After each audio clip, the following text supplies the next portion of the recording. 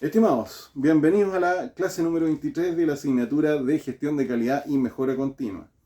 Hoy, al igual que la oportunidad anterior, voy a hacer una revisión de los requisitos del capítulo 8 de la norma ISO 9001 y específicamente los apartados 8.5, 8.6 y 8.7. Junto con esta revisión, que no pretendo hacer la lectura completa de cada cláusula, sino que algunas que he seleccionado como más relevantes.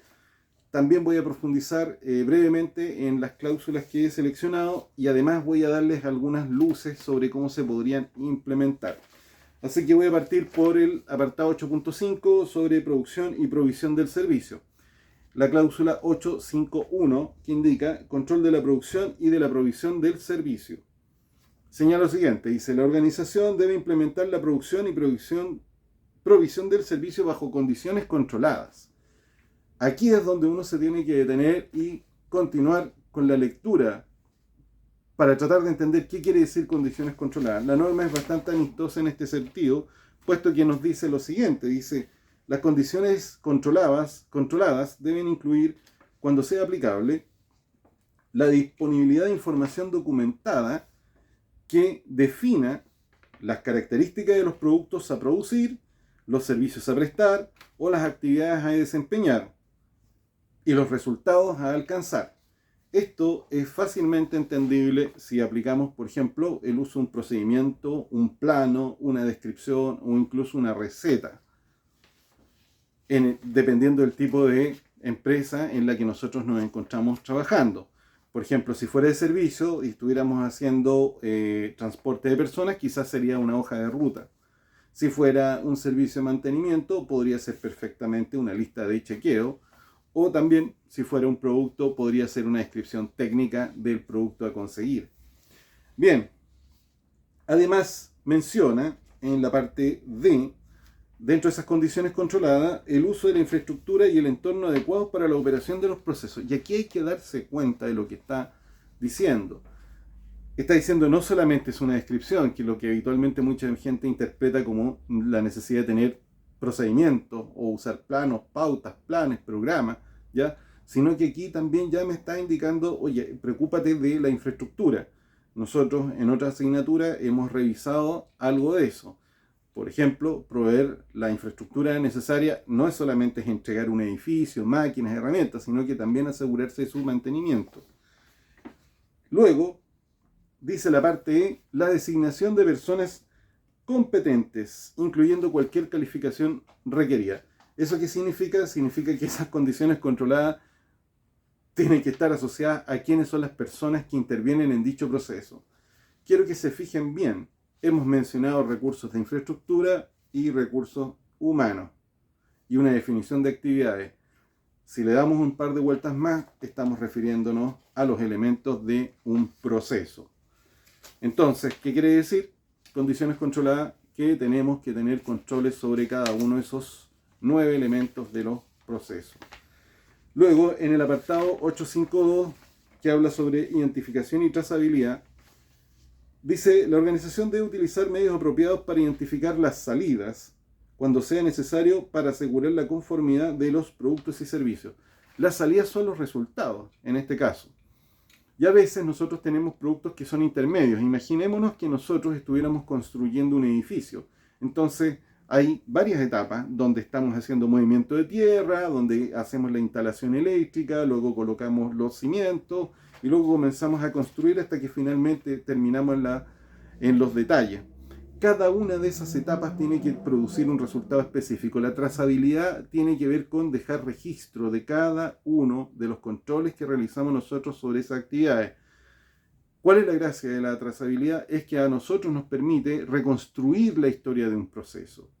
Eso ya lo hemos conversado con anterioridad en una asignatura como la de control de calidad. En ese caso, insisto, esa trazabilidad tiene que ver con todos los controles que hemos realizado y el dato que nos dejan.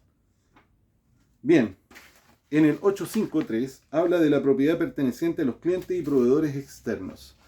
Aquí hay que tratar de hacer la siguiente definición. Cuando nosotros hablamos de propiedad perteneciente a los clientes, podría ser que si estamos construyendo un edificio, puede ser que el cliente no haya entregado el plano.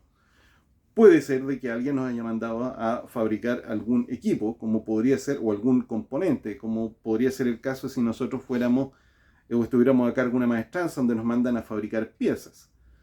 Eso ya es eso que podríamos decir que es una cosa escrita, es propiedad intelectual. A esa propiedad se refiere esa cláusula. Pero también puede ser lo que pasa cuando nosotros le realizamos una mantención a una maquinaria que no es nuestra, porque es parte del servicio que estamos prestando. Esa también es propiedad del cliente. Pero aquí también menciona que puede ser la de proveedores externos. En este caso, también significa que si nosotros estuviéramos subarrendando alguna maquinaria, supongamos que voy a insistir con el ejemplo de la construcción, y hemos decidido rentar grúas telescópicas, se refiere también a esas máquinas. Entonces, cuando habla de propiedad perteneciente a cliente o proveedor externo, aquí tenemos varios ejemplos. ¿Qué es lo que dice? Dice, la organización debe cuidar la propiedad perteneciente a los clientes o proveedores externos mientras esté bajo el control de la organización o se esté siendo utilizada por la misma.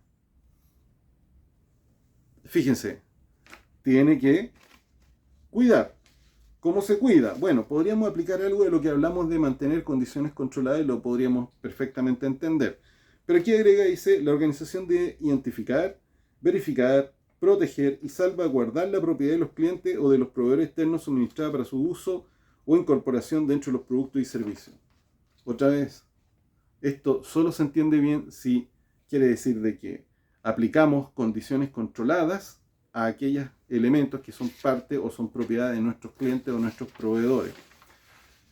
Bien, finalmente tenemos la cláusula 854 que es de preservación. Y aquí hay que detenerse un poco porque van a encontrarle todo el sentido debido a su experticia como logísticos. Dice que la organización debe preservar las salidas durante la producción y prestación del servicio en la medida necesaria para asegurarse la conformidad con los requisitos. Cuando hablamos de la salida, son los resultados intermedios y el resultado final. Por ejemplo, si nosotros estuviéramos transportando materiales de una empresa a otra, entonces, por ejemplo, podría ser el transporte de ácido. Sabemos que hay que ir a retirar el ácido en paipote, luego lo tenemos que trasladar por carretera hasta hacerlo llegar a una minera como podría ser Manto Verde. Cada una de esas etapas tiene una salida, ¿cierto? Cuando está hablando de preservar esa salida, se refiere a eso, si fuera un servicio. Si fuera la fabricación de algo, o por ejemplo en la producción minera, tenemos chancado, molienda, flotación, ¿ya? Podríamos seguir que, por ejemplo, el chancado produce material chancado, la molienda produce una pulpa, la flotación produce un concentrado y un relave. Esas salidas son a las que se está refiriendo. Ahora, ¿qué quiere decir esto con la preservación? Dice, la preservación puede incluir identificar esas salidas. Significa que estamos otra vez jugando con la trazabilidad y dejando registro. Luego habla la manipulación. También se menciona el control de la contaminación. Por ejemplo, si estuviéramos trasladando, imaginemos que somos una empresa que presta servicio de toma de muestras. Tiene todo el sentido del mundo que si tomamos muestras de agua o de desechos de algún tipo, nosotros tenemos que asegurarnos de que esa muestra que tomamos no se contamine, ¿ya? También puede ser el embalaje, es decir, la forma en que esto ha sido embalado. Eso se entiende súper bien cuando hablamos de encomiendas, ¿cierto?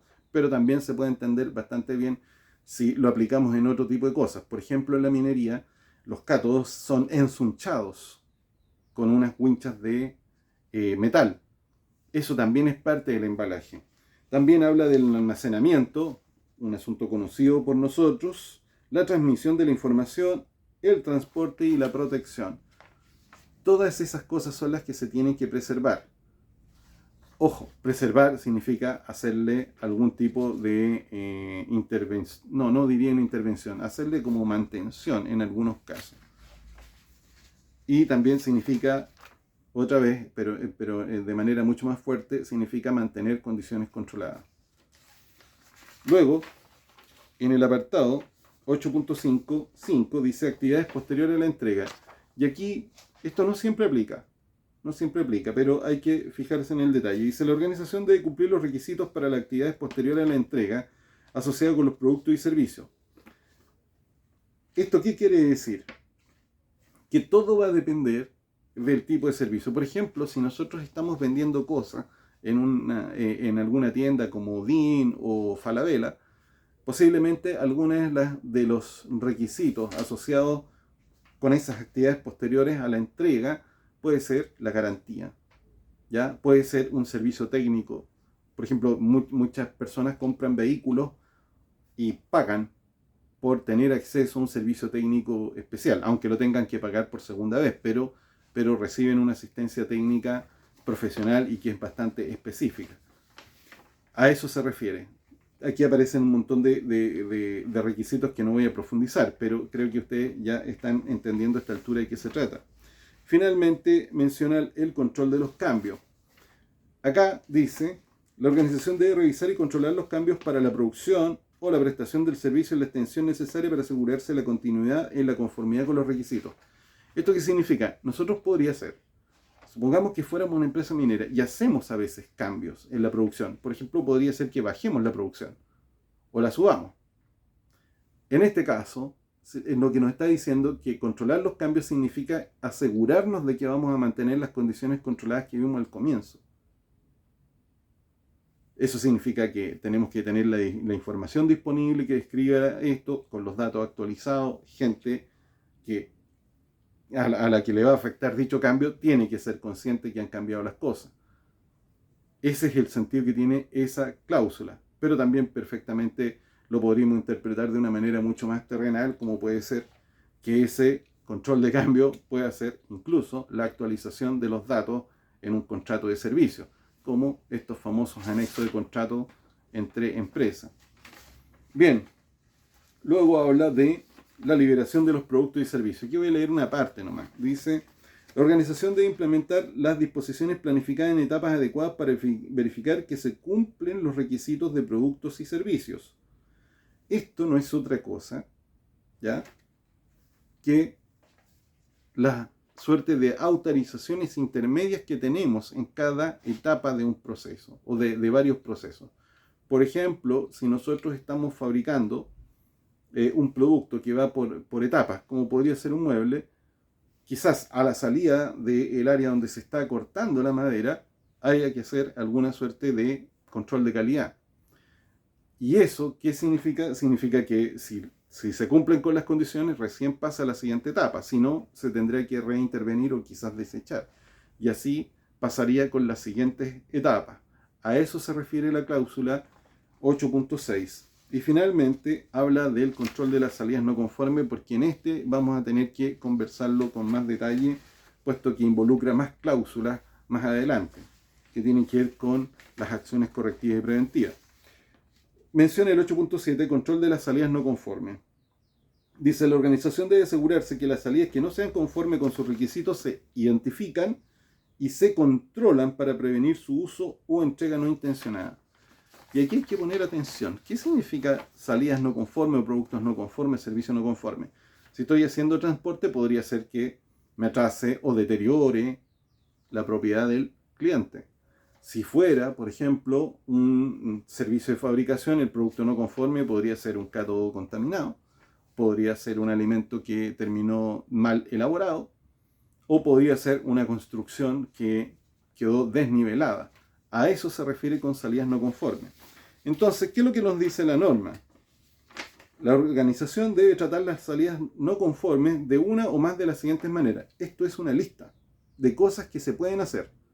Podrían ser más que las que aparecen aquí, pero aquí la norma dice al menos algunas de estas. Dice, por ejemplo, corregir ese producto o servicio no conforme.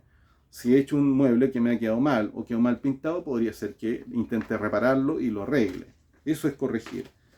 La segunda opción es la separación, contención, devolución o suspensión de la provisión de productos y servicios.